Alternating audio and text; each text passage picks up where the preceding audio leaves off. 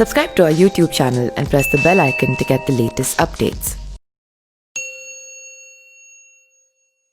असंभव को संभव करने वाले महादेव को सोमवार के दिन पूजा जाता है। वैसे तो भगवान शिव अपने भक्तों की हर मनोकामना पूरी करते हैं, लेकिन ऐसा कहा जाता है कि अगर सोमवार को भगवान शिव की सच्चे मन से पूजा की जाए तो सारे कष्टों से मुक्ति मिलती है और सभी मनोकामनाएं पूरी होती हैं। भगवान शिव इतने दयालु हैं कि वो अपने भक्तों की एक पुकार से उनके हर दुख का दूर कर देते हैं, इसलिए वो भोलेनाथ हैं। मान्यता है कि भगवान शिव को खुश करने के लिए सोमवार को सुबह उठकर स्नान करके भगवान शिव की आराधना करनी चाहिए। भगवान शिव की पूजा उनके वाहन नंदी को पूजे बिना अधूरी मानी जाती है।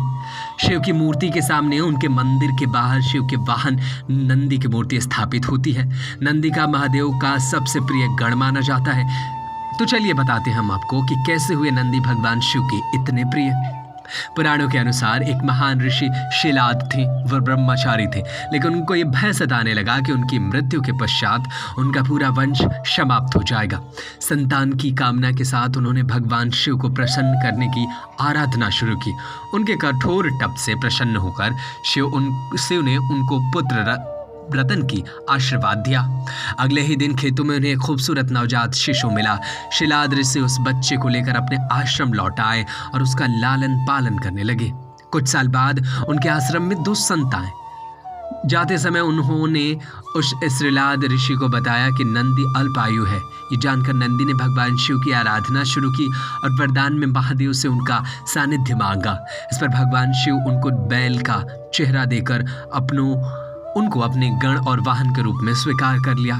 बताया जाता है कि असुरों और देवताओं के बीच क्षीर सागर में समुद्र मंथन के दौरान विष निकला था।